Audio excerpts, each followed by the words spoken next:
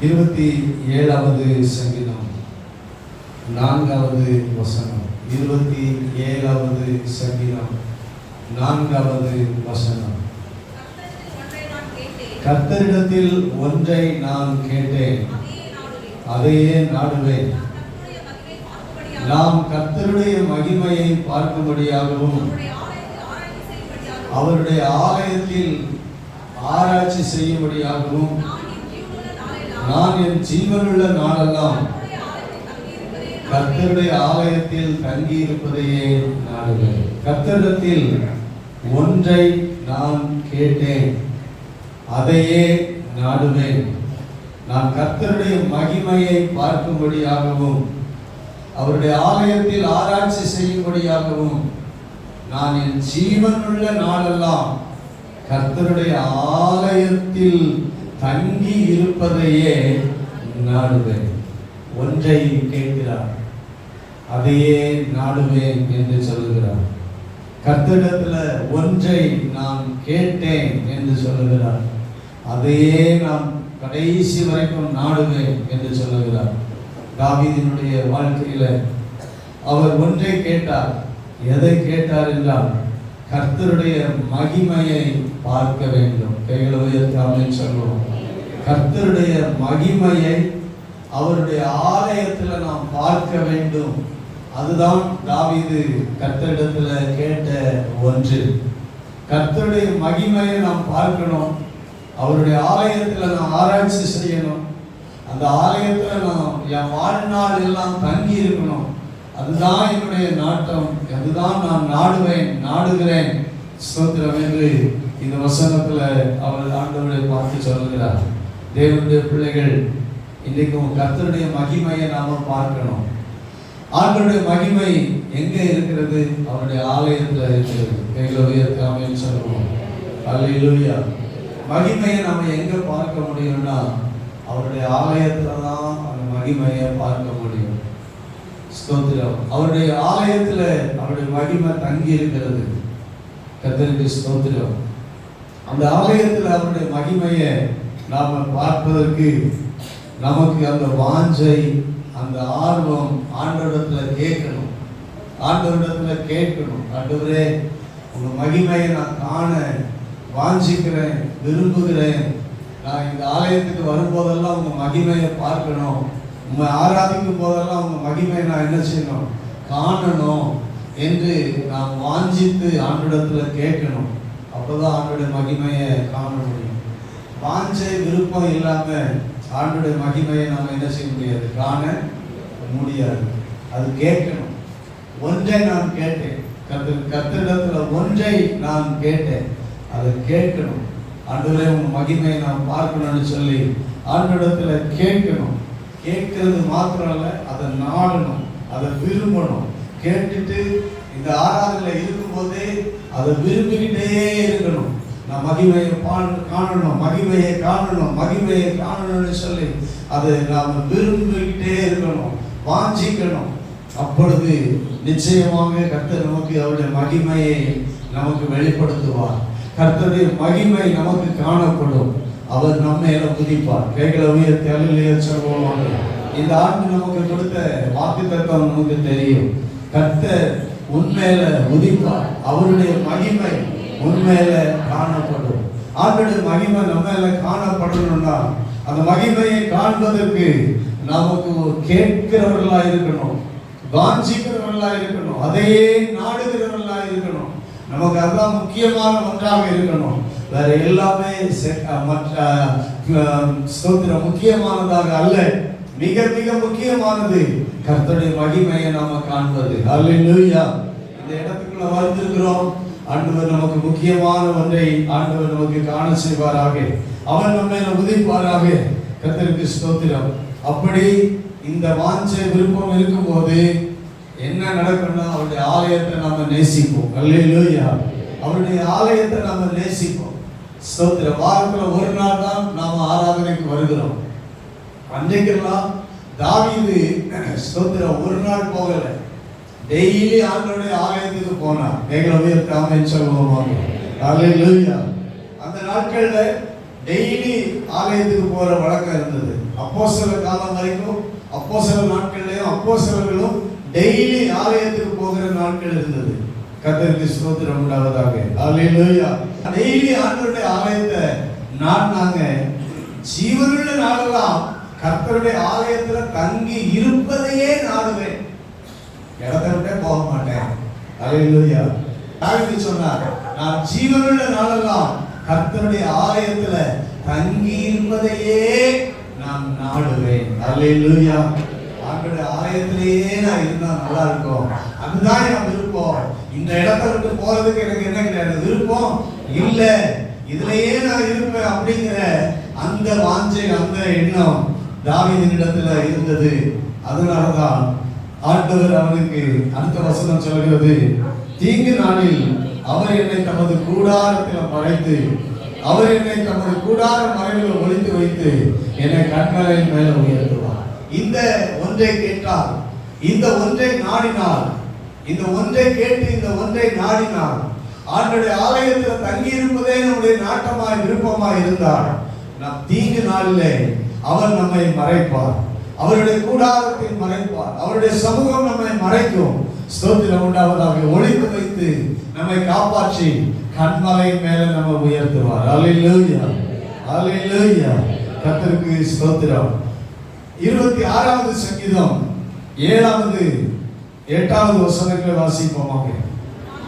நான் குற்றம் இல்லாமையிலே என் கைகளை கழுவி உங்களுடைய பீடத்தை சுற்றி வருகிறேன். தாவீது சொல்கிறார், அன்னைக்கு பலிபீடம் இருந்தது, அந்த பீடத்தை சுற்றி சுற்றி வருகிறேன். ஸ்தோத்திரம் உண்டாவதாக. கர்த்தாவே, 8வது வசனம், உமது ஆலயமாகிய வாசஸ்தலத்தை, உமது மகிமை தங்கிய ஸ்தானத்தை வாஞ்சிக்கிறேன். உங்க மகிமை எங்க இருக்கு? ஆலயத்துல இருக்கு. அந்த வாசஸ்தலத்தை வாஞ்சிக்கிறேன், அந்த மகிமை தங்கிய அந்த இடத்தை நான் வாஞ்சிக்கிறேன். உங்க பலிபீடத்தை சுற்றி வருகிற ஆண்டவரே, அதையே வாஞ்சையா, அதையே விருப்பமா, அதையே சுற்றி அதையே சுற்றி வருகிற ஒரு நிலைமையை நாம பார்க்கிறோம். அதாவது நான் இந்த இடத்தை விட்டு என்ன செய்ய போக விருப்பம் இல்லை, உண்மையே நான் வாஞ்சிக்கிறேன், உண்மையே நான் சுற்றி சுற்றி வருகிறேன், என் ஆத்மா இங்கதான் இருக்குது, உண்மைதான் நான் வாஞ்சிக்கிறேன், உண்மைதான் நான் தேடுகிறேன் அப்படிங்கிறத காண்பிக்கிறது. கைகளை உயர்த்தி அல்லேலூயா சொல்லுவோம். அல்லேலூயா. கர்த்தருக்கு ஸ்தோத்திரம். மகிமையை காண நாம் விரும்பணும், கேட்கணும், நாடணும். கர்த்தருடைய மகிமை இல்லாட்டா ஸ்தோத்திரம் நம்முடைய வாழ்க்கையில ஒன்றும் இல்லை.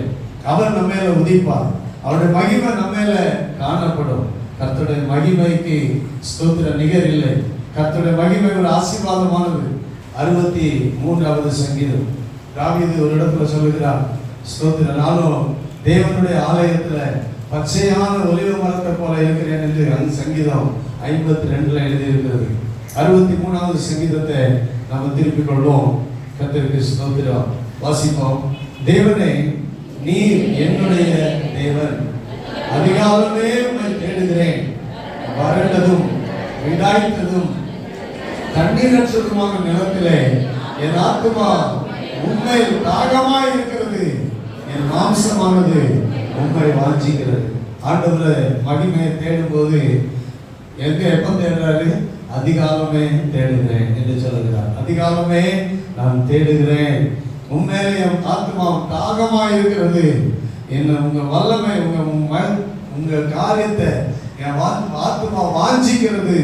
2வது வசனம், இப்படியே பரிசுத்த ஸ்தலத்தில் உண்மை பார்க்க ஆசையாய் இருந்து உமது வல்லமையையும் உமது மகிமையையும் கண்டேன். உமது ஒன்றை நான் கேட்டேன், அதையே நாடுவேன். அந்த மகிமையை பார்க்கணும்னு கேட்டாரே, இப்போ தாவீது சொல்கிறார், நான் அந்த மகிமையை வல்லமையை கண்டேன். கைகளை உயர்த்தி அல்லேலூயா சொல்லுவோம். அல்லேலூயா.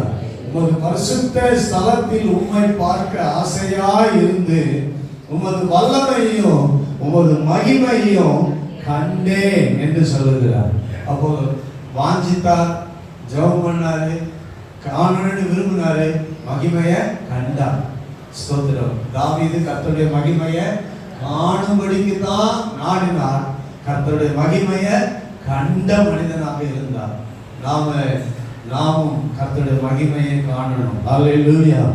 மகிமையை காணும்போது வல்லமையும் காணுவோம். அல்லேலூயா. மகிமையும் வல்லமையும் மகிமையும் கண்டேன். ஆண்டவரை பார்க்க ஆசையா இருக்கும் போது எதை தான் நம்ம பார்ப்போம்? மகிமையும் வல்லமையும் தான் நம்ம பார்ப்போம். அல்லேலூயா. மோசே, நமக்கு எல்லாருக்கும் தெரியும், மோசேக்கு இந்த ஆசை இருந்தது. ஆண்டவருடைய மகிமையை என்ன செய்யணும்? நான் பார்க்கணும் அப்படின்னு சொல்லி யாத்திராகமத்தின் புஸ்தகத்துல ஸ்தோத்திரம் உண்டாவதாக, ஆண்டவருடைய மகிமையை நான் பார்க்கணும் அப்படின்னு சொல்லி யாத்திராகமம் 33வது அதிகாரத்துல 18வது வசனத்துல மோசே சொன்னார், உம்முடைய மகிமையை எனக்கு காண்பித்தருளும் என்றார். உம்முடைய மகிமையை எனக்கு காண்பித்தருளும். மோசேயோடு கூட ஆண்டவர் பேசினார். எரிகிற அக்கினி முட்செடியில இருந்து ஆண்டவர் தரிசனமானார். அது அவனுக்கு பத்தல. நமக்கு ஒரு தரிசனம் கிடைச்சிச்சுன்னா எப்படி இருக்கும்? அதை போல நமக்கு வேற பாக்கியம் சொல்லுங்க இல்லை. நான் கடைசி வரைக்கும் சொல்லுவோம், ஒரு முட்செடி, ஆடு மேய்த்து கொண்டிருந்த போது ஒரு முட்செடி இருந்தது. அந்த முட்செடியில அக்கினி பற்றி இருந்தது. ஆனால் அந்த முட்செடி வெந்து போகவில்லை. அதுல இருந்து ஆண்டவர் என்னோட என்ன செய்தாரு? பேசினார். அந்த தரிசனம் கிடைத்தது. ஸ்தோத்திரம். இது நமக்கு நிறைவே கொடுக்க கூடாது. கைகளை உயர்த்தாமன்னு சொல்லுவோம். அல்லேலூயா. இது கர்த்தருடைய ஒரு மகிமை தான். ஆனா இந்த மகிமை மோசேக்கு நிறைவே கொடுக்கல. அதுக்கப்புறமும் மோசே போல ஆண்டவர் எத்தனையோ முறை பேசினாரு. ஆண்டவர் பேசுறதெல்லாம் அவருக்கு என்ன செய்யல? நிறைவே கொடுக்கல. கர்த்தருக்கு ஸ்தோத்திரம். அவர் மூலம் ஆண்டவர் கிரியை செய்தார். அதெல்லாம் அவனுக்கு நிறைவே கொடுக்கல. இன்னும் மலை மேல ஏறி இருந்து 40 நாள் சீனாய் மலையில இருந்து ஆண்டவருடைய பிரசன்னத்தை அனுபவித்தார். ஆண்டவர் அவனோடு பேசினார். அவனும் முகலாம் பிரகாசித்தது. ஒரு மகிமைக்குள்ள இருந்தார். ஆனா மகிமைக்குள்ள இருந்தாலும் மோசேயின் தாகம் அடங்கவில்லை. அல்லேலூயா. ஸ்தோத்திரம். இவ்வளவு பேசுற ஆண்டவரை நாம் பார்க்கிறோம். கைகளை உயர்த்தாமன்னு சொல்லுவோம். இப்படிலாம் பேசுறாரு. சத்தத்தை கேட்கிறேன், அடையாளத்தெல்லாம் பார்க்கிறேன். ஆனா அவரை நான் அந்த மகிமையை நான் என்ன செய்யணும்? பார்க்கணும், காண்பித்தரணும் என்று மோசே ஆண்டவரிடத்துல கேட்டார். அப்போதான் ஆண்டவர் சொன்னார், அவன் வாஞ்சையை நான் நிறைவேற்றுவேன். ஆனா என் முகத்தை நீ என்ன செய்ய முடியாது. என் மகிமைங்கிறது நீ என் முகத்தை நீ பார்க்க முடியாது. என்ன செய்வா? பின்புறமா என்ன செய்வ? பார்ப்பாய் என்று சொன்னார். அல்லேலூயா. ஆண்டவர் கடந்து போனார். ஆண்டவருடைய மகிமையின் பின்புறத்தின் மகிமையை தான் மோசே பார்க்க முடிந்தது. உடனே முகங்குப்புற விழுந்து ஆண்டவரை தொழுது கொண்டார். அல்லேலூயா. அந்த மகிமையை ஏன் சொன்னாங்கன்னா, என் மகிமையை பார்த்து உயிரோட யாரும் என்ன செய்ய முடியாது, இருக்க முடியாது அப்படின்னு சொன்னார். ஆனாலும் அந்த மகிமையின் மேல மோசேக்கு ஆசை. தாவீதுக்கு அந்த மகிமையின் மேல அதை பார்க்கணும் என்கிற ஒரு ஆசை. அந்த மகிமையை பார்க்கணும். அல்லேலூயா.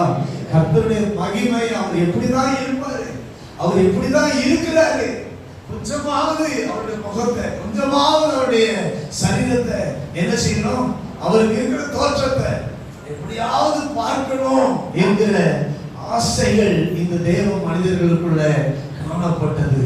நமக்குள்ளேயும் மோசேக்குள்ள இருந்ததான விருப்பம், தாவீதுக்குள்ள இருந்ததான விருப்பம் இந்த ஆராதனைக்கு வந்திருக்கிற நமக்குள்ளேயும் கர்த்தருடைய மகிமையை பார்க்கணும் என்கிற ஆசையும் விருப்பமும் நமக்குள்ள இருப்பதாக. ஹல்லேலூயா. ஹல்லேலூயா. ஹல்லேலூயா. கர்த்தருக்கு ஸ்தோத்திரம் உண்டாவதாக. அந்த 63வது சங்கீதத்துல அவர் சொல்லுகிறார், கர்த்தருக்கு ஸ்தோத்திரம், ஆண்டவருடைய மகிமையை கண்டேன் என்று சொல்லும் போது அவர் என்ன சொல்லுகிறார்? அந்த சங்கீதத்தெல்லாம் நீங்க வாசிக்கும் பொழுது கர்த்தருக்கு ஸ்தோத்திரம் உண்டாவதாக. ஜீவனை பார்க்கலும் ஒரு கிருபை நல்லது, என் முதல்கள் உம்மை துதிக்கும், என் ஜீவனுள்ள மட்டும் உம்மை நான் துதித்து உமது நாமத்தை சொல்லி நான் கையெடுப்பேன், உம்மை வல்லமையும் மகிமையும் கண்டேன் என்று சொன்னார். 84வது சங்கீதத்துக்கு திருப்பி கொள்வோமாக. 84வது சங்கீதம், 84வது சங்கீதம். ஸ்தோத்திரம். 1வது வசனத்தில் இருந்து, சேனைகளின் கர்த்தாவே உமது வாசஸ்தலங்கள் எவ்வளவு இன்பமானவைகள், என் ஆத்துமா கர்த்தருடைய ஆலய பிரகாரங்கள் மேல் வாஞ்சையும் தவனமுமாய் இருக்கிறது, என் இருதயமும் என் மாம்சமும் ஜீவனுள்ள தேவனை நோக்கி கம்பீர சத்தம் விடுகிறது. ஹல்லேலூயா. ஆண்டவருடைய ஆலயத்துல மேல அவனுக்கு வாஞ்சை தாகம். மறுபடியும் சொல்லுகிறார் 3வது வசனத்துல, என் ராஜாவும் என் தேவனுமாகிய சேனைகளின் கர்த்தாவே, உம்முடைய பீடங்கள் அண்டையில் அடைக்கலான் குருவிக்கு வீடும் தகவலான் குருவிக்கு குஞ்சுகளை வைக்கும் கூடும் கிடைக்கிறது. அடைக்கலான் குருவி கூடு எங்க இருக்கும்? எங்க இருக்கும்? ஆலயத்தில் இருக்கும். ஏன்னா அதுக்கு சேஃப்டியா இருக்கும். வீட்டில் கூட சேஃப்டி கிடையாது. ஆலயத்தில் என்ன உண்டு? சேஃப்டி உண்டு. அந்த கூட ஆண்டவருடைய ஆலயத்தில், ஆண்டவருடைய அந்த வாசஸ்தலத்தில், அந்த பீடத்தில் அண்டையில் குருவிக்கு வீடு உண்டு, கூடு உண்டு. தகவலான் குருவிக்கு தன்னுடைய குஞ்சுகளை வைக்கிற கூடும் கிடைக்கிறது. பறவைகளுக்கு கிடைக்கிறது. மனிதர்களாகி நமக்கு கிடைக்கணும். ஹல்லேலூயா. ஸ்தோத்திரம் உண்டாவது. பறவைகளுக்கு கூடு கிடைத்ததே, அதனால நானும் வாஞ்சிக்கிறேன் உங்க ஆலயத்தில் இருக்கணும்னு சொல்லி. ஹல்லேலூயா. ஸ்தோத்திரம். உங்க வீட்டுல வாசமா இருக்கிறவர்கள் பாக்கியவான்கள். அடுத்த வசனம் என்ன சொல்கிறது? உங்களுடைய வீட்டுல வாசமா இருக்கிறவர்கள் ஆசீர்வதிக்கப்பட்டவர்கள், பாக்கியவான்கள். உங்களுடைய வீட்டுல வாசமா இருக்கிறவர்கள் பாக்கியவான்கள். அவர்கள் எப்பொழுதும் உண்மை துதித்துக் கொண்டு இருப்பார்கள். ஆலயத்தில் வாசமா இருக்கும்போது என்ன செய்வாங்க? எப்போதும் எப்போதும் துதித்துக் கொண்டு. சொல்லுங்க, எப்போதும். எதுக்காக நம்ம ஆலயத்தில் வாசம் பண்ணணும்? எப்போதும் துதிக்கிறது. எப்போதும் துதிக்கிறது. 1 மணி நேரம் துதிச்சா போகாது. எப்போதும் ஆண்டவரை துதிக்கணும். அதுக்காக தான் நான் ஆலயத்தில் வாசம் பண்ணுவேன். அப்படி வாசம் பண்ணுகிறவர்கள் பாக்கியவான்கள். ஸ்தோத்திரம். எப்போதும் துதித்துக் கொண்டிருப்பார்கள். அவர்கள் சீயோன்ல வந்து காணப்படுவார்கள். கர்த்தருக்கு ஸ்தோத்திரம். 10வது வசனத்தை வாசிக்கும் போது, 1000 நாளை பார்க்கிலும் உமது பிரகாரங்கள் செல்லும் ஒரே நாள் நல்லது. அல்லேலூயா. 1000 நாளை பார்க்கிலும் உமது கூடாரத்தை வாசம் பண்ணுகிற ஒரே நாள் நல்லது. நமக்கு 1000 நாள் எத்தனை வருஷம்? 3 வருஷம் பிறந்தது. 3 வருஷத்தை விட ஆண்டுடைய சமூகத்தில் இருக்கிற ஒரு நாள் நல்லது. எல்லாரும் சொல்லுங்க, ஒரு நாள் நல்லது. ஆண்டுடைய சமூகத்தில் இருக்கிற சொல்லுங்க, ஒரு நாள் நல்லது. ஒரு நாள் நல்லது. இந்த நாள் நல்லது. அல்லேலூயா. 3 வருஷம் பாக்கியத்தை இந்த ஒரு நாள் நம்ம ஆண்டுடைய சமூகத்தில் இருந்தோம்னா அதுதான் நம்ம வாழ்க்கையில பாக்கியமான நாள், நல்ல நாள், ஆசீர்வாதமான நாள். ஸ்தோத்திரம் உண்டாவதாக. எனவே தாவீது சொன்னார், 1000 நாளை பார்க்கிலும் உங்க கூடாரத்தில் வாசம் பண்ணுகிற ஒரே நாள் நல்லது. ஆகாமிய கூடாரங்களில் வாசமாயிருப்பதை பார்க்கிலும் என் தேவனுடைய ஆலயத்தில் வாசற்படியில் காத்திருப்பதையே தெரிந்து கொள்ளுங்கள். சண்டை இல்லாத இடம் தேவனுடைய ஆலயம் மட்டும்தான். வீட்டுல எப்படி சண்டை வந்துடும்? ஆகாமிய கூடாரம் அது என்ன வரும்? சண்டை இல்லாத வீடு இருக்கா? பிரச்சனை இல்லாத வீடு இருக்குதா? இல்ல. பிரச்சனை இல்லாத வீடு எதுவுமே கிடையாது. எல்லா வீட்லயும் ஆகாமியம் பிறக்கும், கோபம் வரும், சண்டை வரும், பிரச்சனை வரும். ஸ்தோத்திரம். ஆனா ஆண்டவருடைய ஆலயத்துல ஏன் தங்கி இருப்பதை நாடுகிறேன், ஆண்டுடைய வாசற்படியில காத்திருப்பதை ஏன் நாடுகிறேன் என்றால் இங்க எனக்கு சமாதானம் உண்டு. இங்க என்ன பார்த்து குறை சொல்றதுக்கு யாரும் கிடையாது. ஏசப்பா என்ன பார்த்து குறை சொல்ல மாட்டாங்க. இங்க எந்த வருஷம் என்ன பார்த்து என்கிட்ட ஸ்தோத்திரம் பிரச்சனை பண்ண முடியாது. ஏன்னா தேவ சமூகம், ஆண்டவர் என் கூட இருக்கிறார். ஆண்டுடைய சமூகம் இருக்கிற இடம். எனவே ஆண்டுடைய ஆலயத்தை நாம் வாஞ்சி காத்திருப்பதையே தெரிந்து கொள்வேன் என்று சொல்லுகிறார். இங்க சமாதானம் உண்டு, இங்க சுகம் உண்டு, இங்க விடுதலை உண்டு. அந்நாள் ஸ்தோத்திரம் புதிய ஏற்பாட்டுல ஆண்டுடைய ஆலயத்திலேயே தங்கியிருந்து அவள் வாழ்க்கையை கழித்தது உண்டு. அல்லேலூயா. கர்த்தருக்கு ஸ்தோத்திரம். தேவனுடைய பிள்ளைகளை இந்த காலங்களில் ஏன் இப்ப நான் சொல்லுகிறேன், அதனால்தான் தாவீது கர்த்தருடைய மகிமையை கண்டார். அல்லேலூயா. மகிமையை காண வாஞ்சித்தார். சும்மா வந்துட்டு போனதுனால மகிமையை காண முடியாது. ஸ்தோத்திரம். அதை வாஞ்சித்து விரும்பி ஆண்டவருடைய ஆலயத்தை அவ்வளவு விரும்பி அது நல்லது என்று நினைத்து காத்திருந்து ஸ்தோத்திரம் உண்டாவதாக. அதை காத்திருந்து வாசம் பண்ணி அந்த மகிமையை கண்டடைந்தார். அல்லேலூயா. கர்த்தருக்கு ஸ்தோத்திரம். தேவனுடைய பிள்ளைகளுடைய ஆவிக்குரிய வாழ்க்கையில இன்றைக்கும் கர்த்தருடைய மகிமையை காண ஆண்டவர் உதவி செய்வாராக. தாவீது மகிமையை கண்டேங்கிறாரு. காண விரும்பினார், கண்டார் என்று நாம் வசனத்தில் வாசிக்கிறோம். எப்போ மகிமையை கண்டார்? கர்த்தருக்கு ஸ்தோத்திரம். அதை தான் நான் சொல்லி முடிக்க போகிறேன். தாவீதுக்கு ஆண்டவருடைய வார்த்தையை முதல்ல அபிஷேகம் பண்ணது சாமுவேல் தீர்க்கதரிசி. சாமுவேல் தீர்க்கதரிசி தாவீதுக்கு அநேக கர்த்தருடைய வார்த்தைகளை சொன்னார். அபிஷேகம் பண்ணி ராஜாவாக அபிஷேகம் பண்ணினார். தாவீதுக்கு வந்த பிரச்சனைகளில் எல்லாம்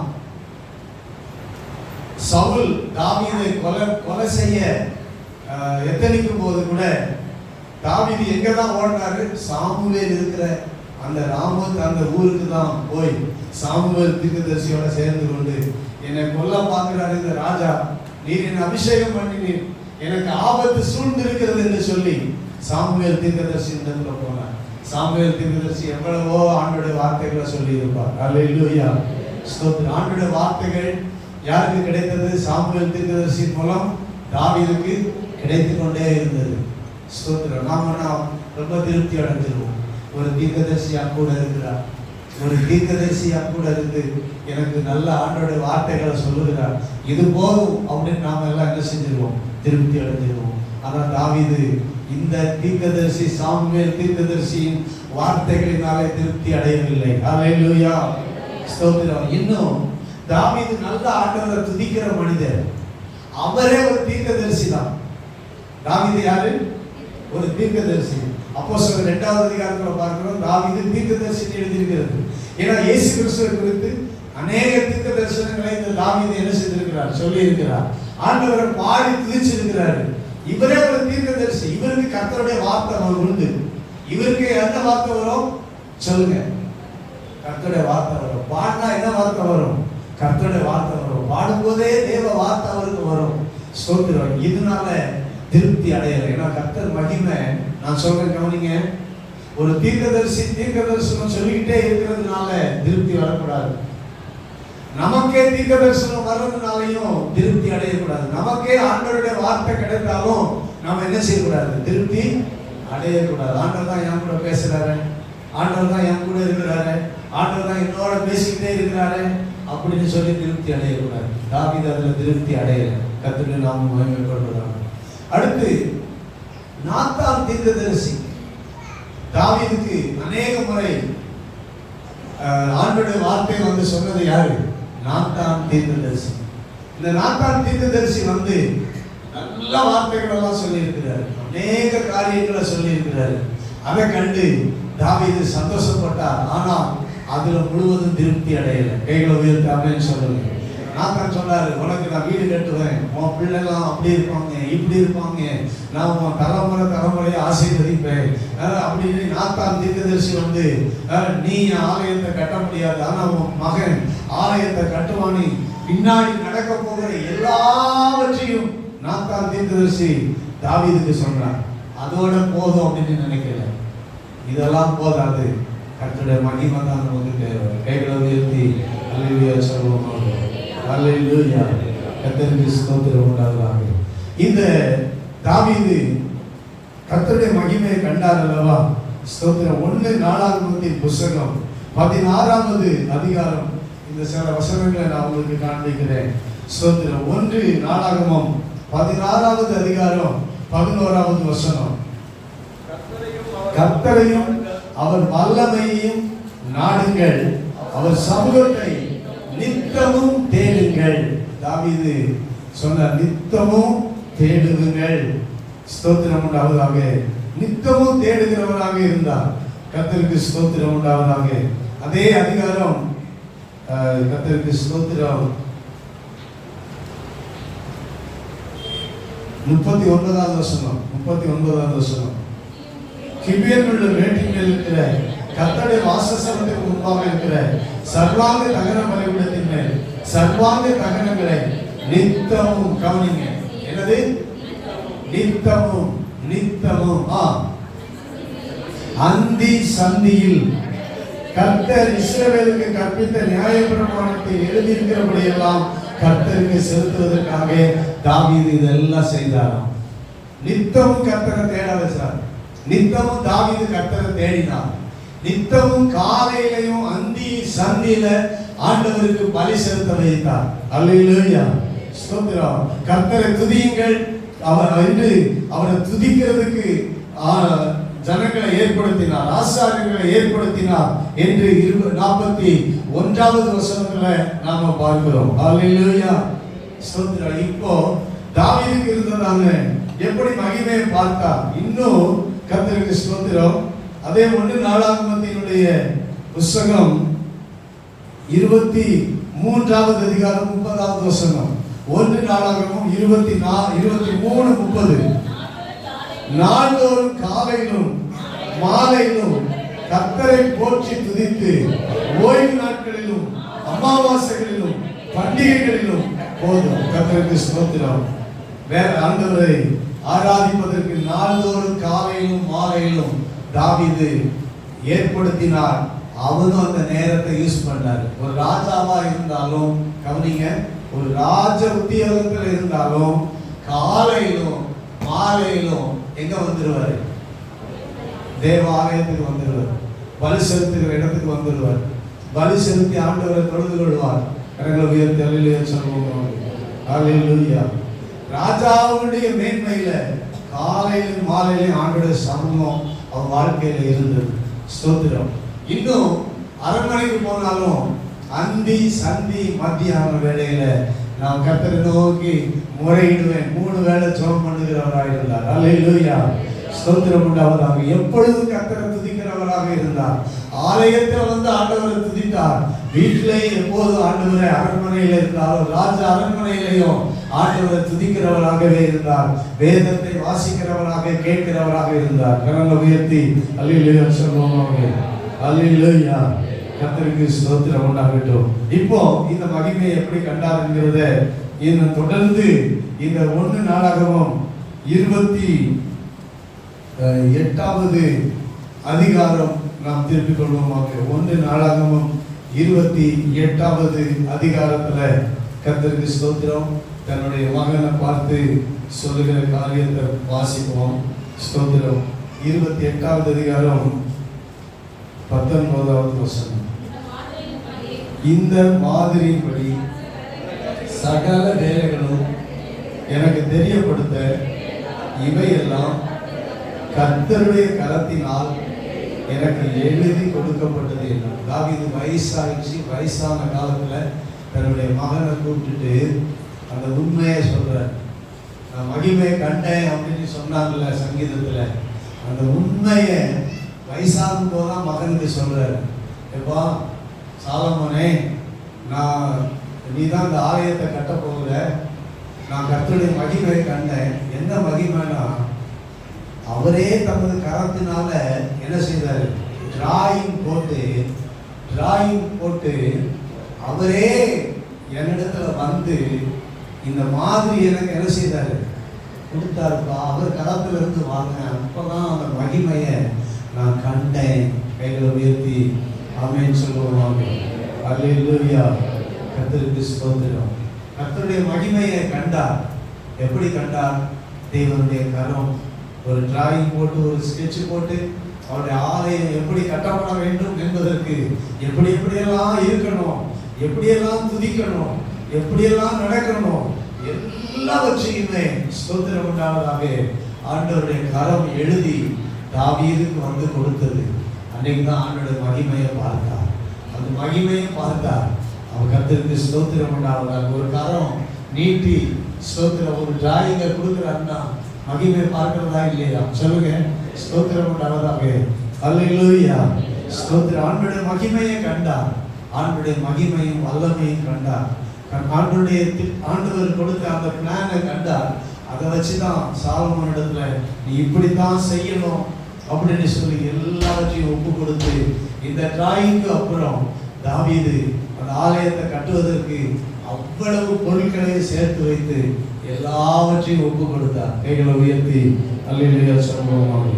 அல்லேலூயா, கர்த்தருக்கு ஸ்தோத்திரம் உண்டாதாக. பிரியமான தேவனுடைய பிள்ளைகளை, ஆண்டவர் பேசுகிறவர் மாத்திரமல்ல, அவர் தமது மகிமையை நமக்கு காண்பிப்பவர். அல்லேலூயா, அல்லேலூயா.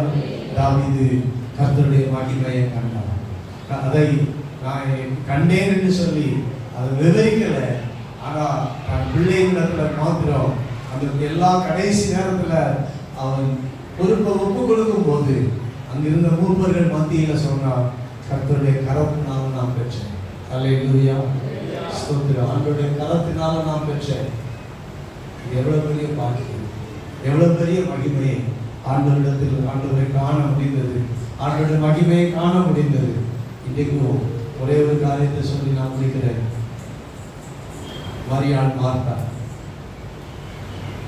ஒன்றை, தேவையானது ஒன்றே. மரியாள் தன்னை விட்டு எடுபடாத நல்ல பங்கை தெரிவிக்கணும். அல்லேலூயா. தேவையானது ஒன்று, நம்ம விட்டு எடுபடாத நல்ல பங்கு ஆண்டவருடைய சமூகம். அல்லேலூயா. ஆண்டவருடைய பாதம், ஆண்டவருடைய வார்த்தை, ஆண்டவரை துதிப்பது, ஆண்டவரை மகிமைப்படுத்துவது, இதுதான் நமக்கு தேவை. ஒன்றை நான் கேட்டேன், அதே நாடு கர்த்தருடைய மகிமையை பார்க்கும்படியாகும், அவருடைய ஆலயத்தில் ஆராய்ச்சி செய்யும்படியாகும், என் ஜீவனுள்ள நாடெல்லாம் கர்த்தருடைய ஆலயத்தில் தங்கி இருப்பதையே